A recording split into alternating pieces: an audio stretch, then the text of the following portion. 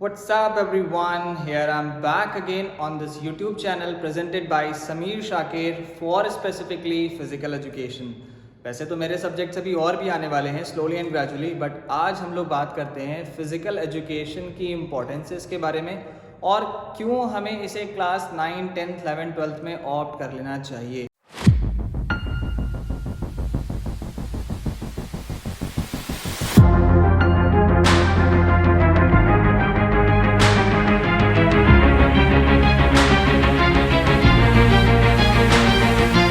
So most of the students are confused that what optional subject to be opted for their studies for future aspects as they are thinking of।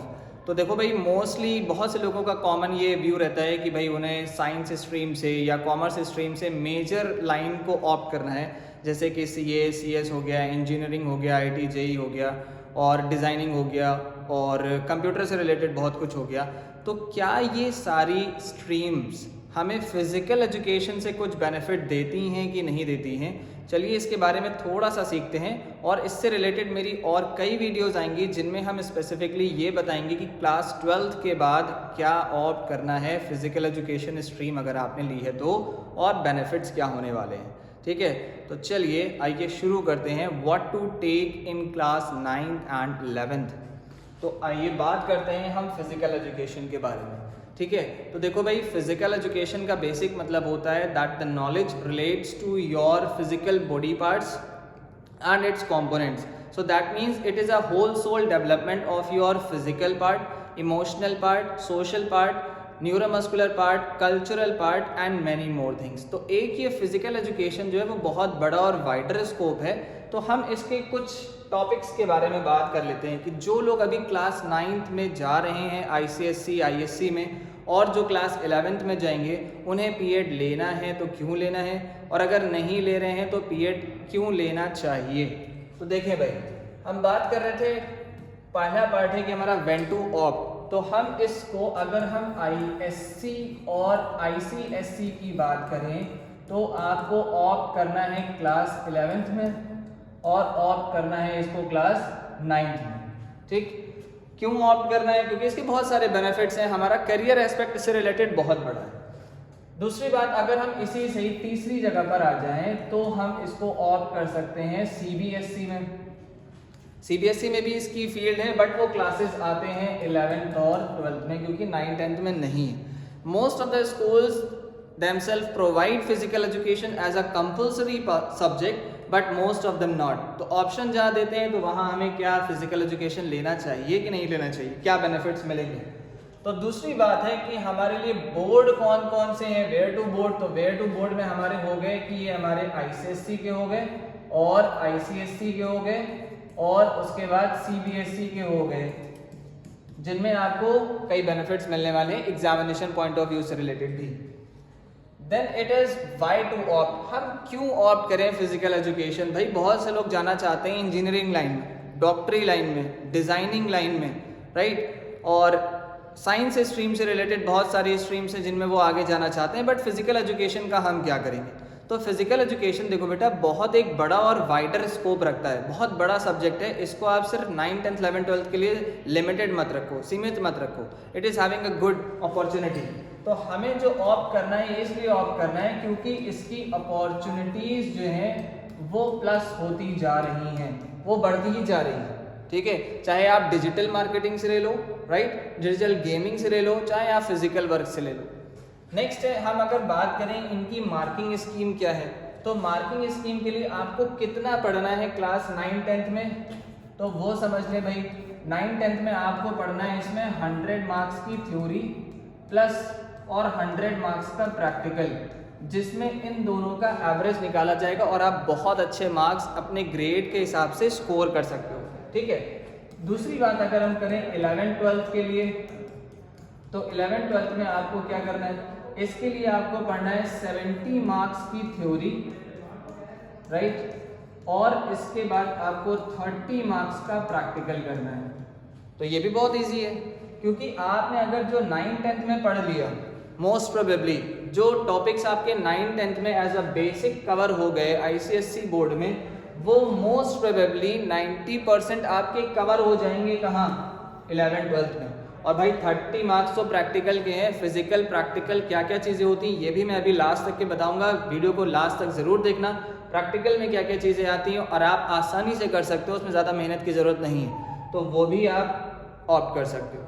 फिर बात करें अगर हम CBSE की, तो CBSE में भी आप इसको 11th और 12th में ऑप्ट कर सकते हैं, राइट। इसका क्या बेनिफिट मिलेगा, ये मार्किंग स्कीम रखता है सेम 70 मार्क्स की थ्योरी और 30 मार्क्स का प्रैक्टिकल, ठीक है, सेम इसी तरीके से।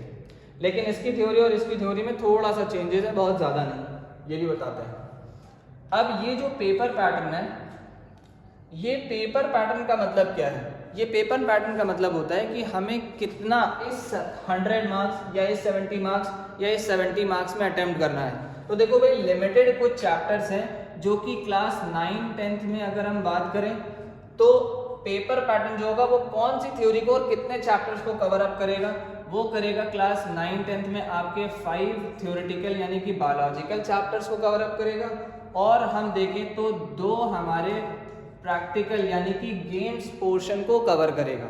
होते बहुत सारे हैं लेकिन उसमें भी आपको ऑप्शन मिल जाएगा। तो इतने सारे सब्जेक्ट्स के अपॉर्चुनिटीज़ में आपको इतना पार्ट पढ़ना है और मार्क्स आपके 100% स्कोर हो सकते हैं। जो लोग अभी मेरे चैनल पे नए हैं उन्हें सब्सक्राइब कर लें, मेरी पास्ट वीडियोस को देख लें कि जो पार्ट मैंने 10th और 12th के लिए बताया कि एग्जामिनेशन में आने वाला है और वही चीज़ें आई हैं, वही चीज़ें एग्जामिनेशन में आपको मिल जाती हैं। तो अब आगे बात करते हैं 9-10th के बाद 11th-12th में। 11th-12th में भी सिर्फ और सिर्फ क्या होगा, यहाँ पर 6 चैप्टर यानी कि टोटल 6 चैप्टर आपके थ्योरी में हो जाएंगे, जिनका कुछ पोर्शन आप यहाँ 9-10th में पढ़ चुके होंगे बट कुछ रिवाइज हो जाएगा। फिर इसके बाद अगर हम बात करेंगे गेम्स की, तो देखो भाई आसानी क्या हो गई कि जो आपने यहाँ पे गेम्स थ्योरी के लिए पढ़ रखा है वही सेम आपको यहाँ पे गेम्स के लिए पढ़ना है, सेम, कोई चेंजेस नहीं है, ठीक है। बट आपकी नॉलेज अपग्रेड हो रही है, अपस्किल हो रहे हो आप। तो 9-10th और 11th-12th में क्या कंक्लूजन मिलता है कि आपने जितना कुछ भी गेम्स का पार्ट पढ़ रखा है वो आपके चारों साल कॉमन रहेगा, 1 साल पकाओगे 4 साल खाओगे भाई। तो ये बेनिफिट क्या मिल रहा है हमें कि हम एक टॉपिक को अगर इस साल कवर अप कर रहे हैं तो उससे कुछ थोड़ा सा अपग्रेड हो करके यानी कि अपनी नॉलेज को थोड़ा सा बढ़ा करके हम 11th-12th में उसी पोर्शन को कवर अप कर लेंगे। तो हमारे लिए देखो स्कोरिंग कितना आसान हो गया। जो हम 9-10th में थ्योरी पढ़ के आए उसकी अपग्रेडेड थ्योरी हमारी यहाँ आ गई। अपग्रेडेड यानी कि 1 से 2 चैप्टर में ऐसा आपको मिलेगा कुछ नया, बाकी लगभग सिमिलर बेसिक्स मिलेगा। वो बेसिक्स भी हम 9-10th में क्यों ऑप्ट करें सर, पीरियड हम क्यों ही ऑप्ट कर लें अगर मान लो उससे पहले का हमें ना आता हो। चलो भाई वो भी बताते हैं। देखो अगर आपने क्लास 9-10th में कुछ बेसिक चैप्टर बायोलॉजी के पढ़ रखे हैं जिनकी थोड़ी बहुत भी बेसिक नॉलेज है, वो आपको हेल्प करेगी कहाँ, 9-10th में। फिर 9-10th में पढ़ लिया, अब यही कहाँ हेल्प कर रही है, ये आपको हेल्प करेगी 11th-12th में।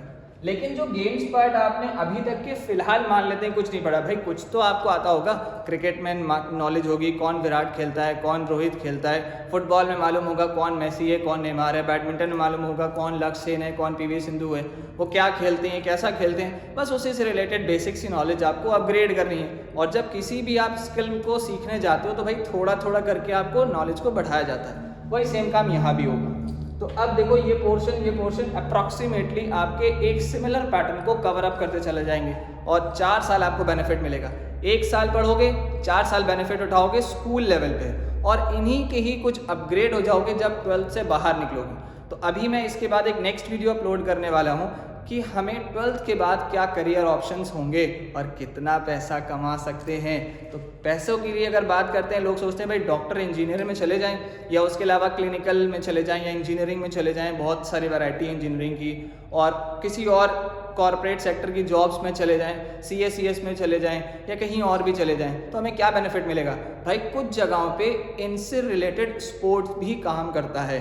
तो उधर भी रिक्वायरमेंट है इंजीनियरिंग की, उधर भी रिक्वायरमेंट है डॉक्टर्स की, उधर भी रिक्वायरमेंट है डिज़ाइनर्स की, उधर भी रिक्वायरमेंट है एनालिटिक्स करने वालों की, और उधर भी रिक्वायरमेंट है बहुत सारे एस्पेक्ट्स जो कि हम इससे कवर अप कर सकते हैं।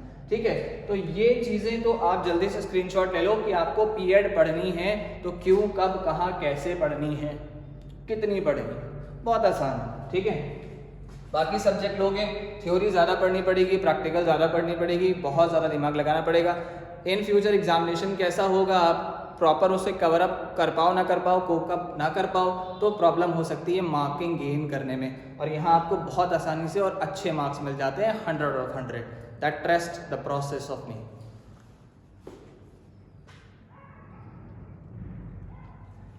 अब चलिए कुछ बात करते हैं इसी से रिलेटेड, हम 9th 10th में क्या पढ़ेंगे। देखो 9th 10th की बात अगर हम करते हैं तो सबसे पहले 9th में मैंने बताया था कि आपको 5 चैप्टर्स थ्योरी के पढ़ने हैं। तो कुछ आपने ह्यूमन एनाटॉमी के बारे में, बायो में, फिजियोलॉजी में पढ़ रखा है कि वो हमारे स्केलेटल सिस्टम कैसा होता है, हमारी बोन्स कैसी होती हैं, मसल्स कैसी होती हैं, शेप कैसा होता है, उसका फंक्शन क्या होता है। भाई जो क्लास 7th 8th में पढ़ा वही आपको यहाँ पढ़ना है, थोड़ा सा स्किल अपग्रेड हो जाएगा, एडवांस हो जाओगे, और उम्मीद है कि बिल्कुल सेम भी मिल सकता है, राइट। फिर हम बात करते हैं next chapter, that is muscular system के। हमें मसल्स के बारे में स्पेसिफिक पढ़ना है कि what type of muscles are there, what is the meaning of actually muscles, what type of working it is there, internal muscles कौन सी हैं, एक्सटर्नल मसल्स कौन सी हैं, किनकी क्या वर्किंग है, उनके क्या टाइप्स हैं और उनके क्या फंक्शंस हैं, ये आप मस्कुलर सिस्टम में पढ़ोगे। ऐसे ही कुछ सारी चीज़ें रेस्पिरेटरी में पढ़ोगे, that is related to your cardiovascular, heart से रिलेटेड है, लंग्स से रिलेटेड है। तो रेस्पिरेटरी भी आप क्लास 7th 8th में पढ़े हो तो मोस्टली ये कवर अप हो जाएगा। तो यहाँ पर रेस्पिरेटरी सिस्टम के फंक्शन हो गए, बेनिफिट्स हो गए और इसकी वर्किंग हो गई, इनमें कौन सी ब्लड वेसल्स होती हैं, क्या कैपिलरीज होती हैं, आर्टरीज फंक्शन का क्या काम होता है, लंग्स का क्या काम होता है, वो हार्ट से कैसे कनेक्टेड होता है, ऑक्सीजन और न्यूट्रिशन कैसे सप्लाई होते हैं, इनके बारे में आपको बस रेस्पिरेटरी में पढ़ना है, ज़्यादा नहीं पढ़ना। और ये सिलेबस बहुत छोटा है। मैं अगर आपको बुक दिखाऊंगा तो मैं आपको बुक दिखाता हूँ, क्लास 9 की जो बुक है वो बस सिर्फ इतनी पतली सी बुक है भाई, देखो दिख रही है, this is of Saraswati publication for class 9। बहुत आसान सी बुक है और ज़्यादा मेहनत नहीं करनी। और इस पतली सी बुक में भी समझ लो भाई, ये जो मैटर है ना, इसका आपको आधा पढ़ना है बस, और मार्क्स 100 में 100। फिर आ जाते हैं भाई सर्कुलेटरी सिस्टम के। सर्कुलेटरी सिस्टम में भाई बात करनी है ब्लड से रिलेटेड, ब्लड का सिस्टम और उसके फंक्शन से रिलेटेड, वो सर्कुलेटरी में पढ़ोगे। मोस्ट प्रोबेबली मैं उम्मीद करता हूँ आपने ये तीनों चीज़ें 7th 8th में पढ़ रखी हैं। अब वही आपको रिवाइज हो जाएंगी, रिपीट हो जाएंगी और मार्क्स आसानी से गेन कर लोगे। और लास्ट आता है गेम्स एंड स्पोर्ट्स। हम स्पोर्ट्स की बात कर रहे हैं, फिजिकल एजुकेशन की बात कर रहे हैं, तो 2-3 पेजेस का एक चैप्टर आ जाएगा कि गेम्स और स्पोर्ट्स में क्या डिफरेंस है, कौन प्लेयर्स एमेच्योर होते हैं, कौन प्लेयर्स प्रोफेशनल होते हैं और इनके क्या फंक्शंस होते हैं। तो भाई देखो 5 चैप्टर पढ़ने हैं पूरे साल में थ्योरी में और अच्छे नंबर हैं। प्लस इसके साथ आपको गेम्स की 2 चैप्टर की थ्योरी पढ़नी है। गेम्स में कितने चैप्टर पढ़ने हैं आपको भाई? Any 2 chapter of your choice. आप अपनी चॉइस से क्या पढ़ सकते हो? आप अपनी चॉइस से पढ़ सकते हो badminton, cricket, football, volleyball, basketball. आप जो अपने इंटरेस्ट से पढ़ना चाहते हो, प्रिपेयर करना चाहते हो, वो आप इनमें से ऑप्ट कर सकते हो। तो भाई इतने सारे ऑप्शन भी दे दिए, हॉकी वगैरह भी है, टेबल टेनिस है, इतने ऑप्शन दे दिए। उनमें से आपको सिर्फ कितने अटेम्प्ट करने हैं एग्जामिनेशन में? बस 2 अटेम्प्ट करने हैं, ठीक है। इसकी मार्किंग स्कीम क्या है वो मैंने अपने शॉर्ट्स में बता रखी है, मेरी शॉर्ट्स देखना जरूर मत भूलना, उसमें सारा आपको स्कीम पेपर का दे रखा है, ठीक है। तो ये हो गया क्लास 9 के बारे में। जल्दी से इसका स्क्रीनशॉट ले लें भाई। अब आ जाते हैं नेक्स्ट हमारा है क्लास 10th में हमें क्या पढ़ना है। भाई कुछ चीज़ें तो क्लास 9th की मिल गई हमें जो हमने 7th 8th में पढ़ी थी। अब 7th 8th से रिलेटेड 9th में आ गए। 9th से रिलेटेड क्या 10th में पढ़ रहे हैं? भाई ये तो कॉमन मिल गया आपको, देखो एनी 2 गेम्स जो 9th में पढ़ा वही सेम 10th में पढ़ना है। तो अगर हम बात करें कि हमारा 10th में 100 मार्क्स का पेपर है तो आपके 50 मार्क्स क्या हो गए भाई? Free free free. 5 × 10 50 नंबर आपके क्या हो गए? फ्री हो गए। कैसे? कि हमने 9th में पढ़ रखा है, वही सेम 10th में आना है। अपग्रेड कर लेना है आपको। हर जगह आप हर साल कुछ ना कुछ अपग्रेड होगा ना। मोबाइल आता है भाई हर 6 महीने में अपग्रेड हो जाता है, वैसे ही आपकी नॉलेज है हर 6 महीने में 8 महीने में आपको क्या करना है? अपग्रेड करना है। थोड़ा सा अपग्रेड कर लोगे 50 नंबर क्या है? फ्री के, सेम है। अब बात करते हैं हम इस 50 नंबर में क्या करेंगे सर? भाई इस 50 नंबर में थोड़ा आप सेम पढ़ के आओगे क्लास 9th का। क्लास 9th में बेसिक आप पढ़ लोगे ह्यूमन ग्रोथ के बारे में कि मसल कैसे चेंज होती है, बोन्स कैसे चेंज होती हैं, उनका क्या डेवलपमेंट होता है, ग्रोथ एंड डेवलपमेंट हमारी बॉडी में कैसे होता है, उसके बारे में यहाँ पढ़ोगे। फिजिकल एजुकेशन की बेसिक डेफिनेशन पढ़ोगे और वो क्या बेनिफिट्स देते हैं, फिजिकल डेवलपमेंट देता है, सोशल देता है, इमोशनल देता है, न्यूरोमस्कुलर देता है, कल्चरल देता है, राइट, मोटर एक्टिविटीज़ का डेवलपमेंट देता है। ये सारी चीज़ें हमारे किस में आएंगी, फिजिकल एजुकेशन में आएंगी। इधर आप पढ़ेंगे बॉडी टाइप्स के बारे में, 3 बॉडी क्लासिफिकेशन, बस 3 पढ़ना है, ज़्यादा नहीं पढ़ना, बाकी 11th में आएंगे, ठीक है। तो बॉडी टाइप्स के बारे में आपको कितना पढ़ना है, 3 टॉपिक्स आपको कवर अप करना है। फिर करने हैं फिर फिजिकल फिटनेस क्या है, इसकी इंपॉर्टेंसेस क्या है, कुछ जनरल प्रिंसिपल्स क्या है, और हमें फिटनेस से रिलेटेड क्या क्या कंपोनेंट्स इंप्रूव करने होते हैं, जैसे कि कार्डियोवास्कुलर है, रेस्पिरेटरी से रिलेटेड है, और स्ट्रेंथ है, पावर है, स्पीड है, एजिलिटी है, बैलेंस है, कोऑर्डिनेशन है, कोऑपरेशन है, राइट, एक्यूरेसी है, ये सब आपको यहाँ पर मिलेगा पढ़ने को। स्पोर्ट्स ट्रेनिंग है, इसी चैप्टर से रिलेटेड है, लगभग फिजिकल फिटनेस से ही रिलेटेड है। स्पोर्ट्स ट्रेनिंग, हमें कैसे ट्रेन करना है, different type of training method है, किस स्पोर्ट्स पर्सन को क्या ट्रेनिंग दी जानी चाहिए, ये हमें स्पोर्ट्स ट्रेनिंग में पढ़ना है। सेफ्टी इन स्पोर्ट्स की अगर हम बात करें तो सिंपल सी बात करेंगे किस चीज़ की, फर्स्ट एड की, कि स्पोर्ट्स में कौन कौन सी इंजरीज होती हैं और उन इंजरीज से कैसे रिकवर किया जाता है और कौन लोग करते हैं। ये भी एक हमारा कैरियर एस्पेक्ट होगा। क्यों? क्योंकि भाई स्पोर्ट्स इंजरीज को कौन सही करेगा, जो स्पोर्ट्स का डॉक्टर होगा। अब भाई दांत वाले को हम ये थोड़ी कहेंगे भाई मेरे स्पोर्ट्स खेलने में पैर में इंजरी हुई या हाथ में इंजरी हुई, तुम सही कर लो। तो every doctor is not the same.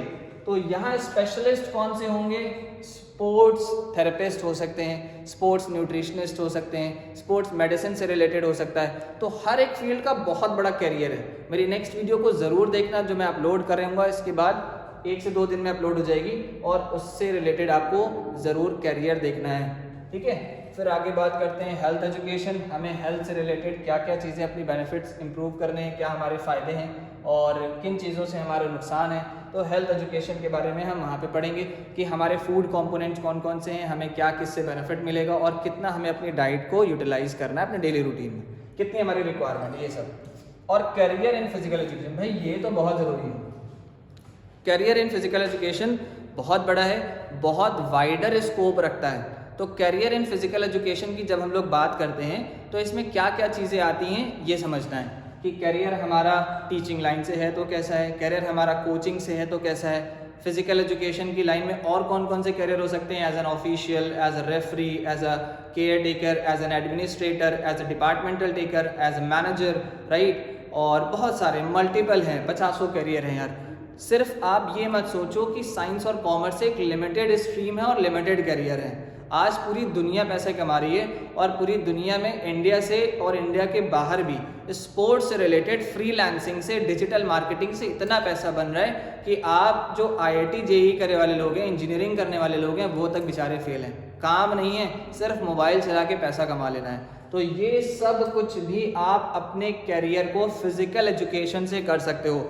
इसको बहुत छोटी सी चीज़ मत समझो कि मार्क्स के लिए मत जाओ, अपने कैरियर को बड़ा करने जाओ, जहां आपको काम आसान करना है और लोगों की भी हेल्प हो जाएगी, लोगों का काम भी हो जाएगा और आपके पैसे भी खूब बनेंगे।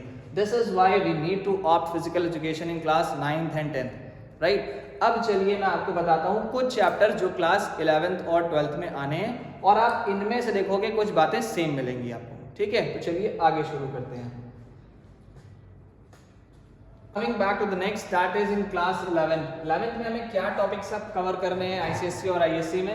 पहला है कॉन्सेप्ट ऑफ फिजिकल एजुकेशन, जो कि आप बेसिक फिजिकल एजुकेशन के बारे में पढ़ोगे कि इसमें क्या क्या चीज़ें रिक्वायर्ड हैं, हमें क्या बेनिफिट्स मिलते हैं, क्या इंपॉर्टेंसेज हैं physical, social, emotional and cultural से रिलेटेड, और इसके अलावा कुछ इनके ऑब्जेक्टिव्स। फिर आ जाते हैं नेक्स्ट है individual aspects and group dynamics, जिसमें आप पर्टिकुलर पर्सन के बारे में पढ़ोगे कि उसका एटीट्यूड कैसा होना चाहिए, राइट, उसका बिहेवियर कैसा होना चाहिए, या किसी पर्सन का इंटरेस्ट कैसा होना चाहिए। किसी को अगर हमें मोटिवेट करना है किसी फील्ड में, गेम्स एंड स्पोर्ट्स में, तो क्या बेनिफिट, क्या मोटिवेशन हमें देना चाहिए और कैसे देना चाहिए। All these things are to be cover up in the topic of individual aspects.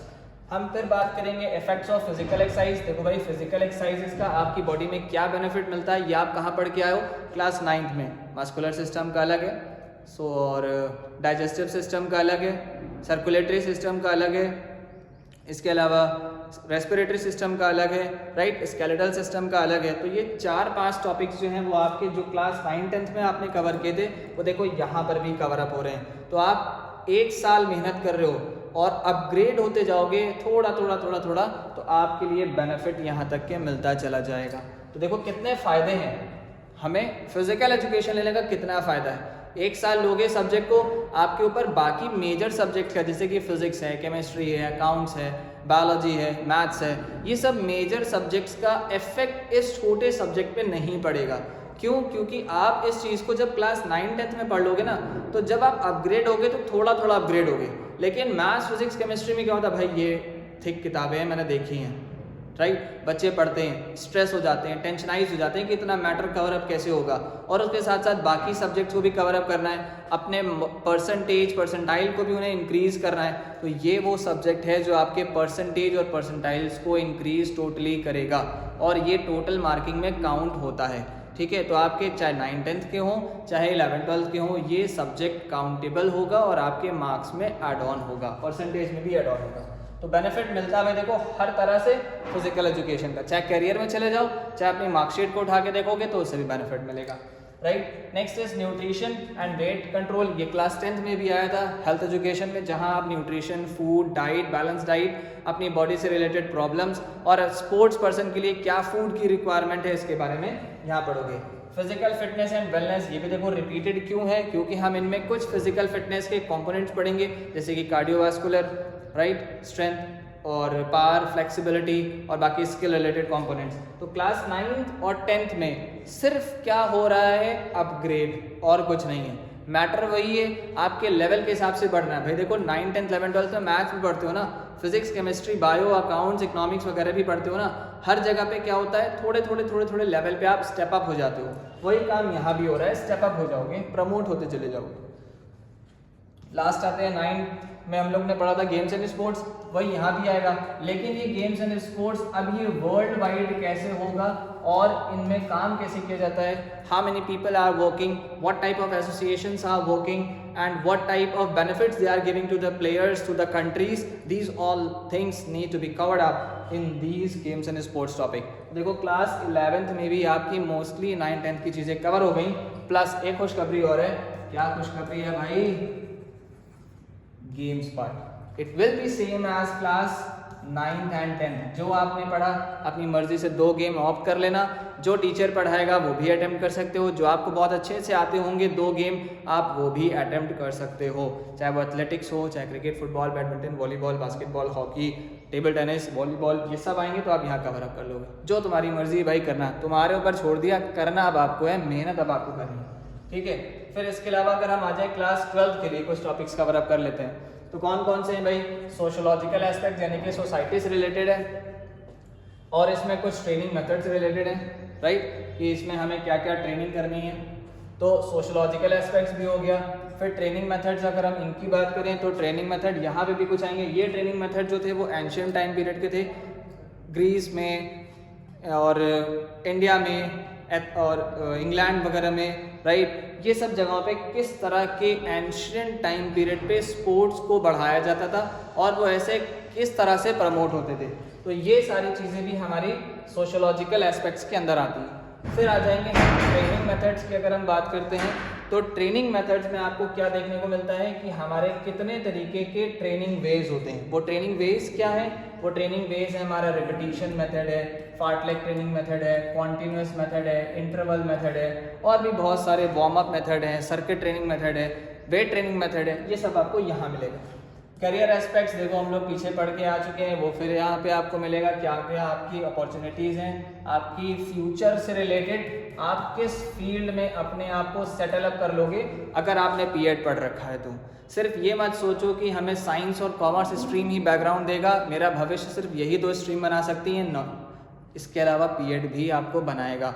नहीं यकीन होता तो गूगल करके देख लेना, कितने सारे ऑप्शंस हैं। हालांकि मैं बताऊंगा अपनी नेक्स्ट वीडियो में, तब आपको यकीन होगा कि हाँ हम ये काम भी कर सकते हैं 12th के बाद, और विद इन 12th के अंदर भी कर सकते हैं कुछ सप्लीमेंट्री अगर आप करना चाहें तो।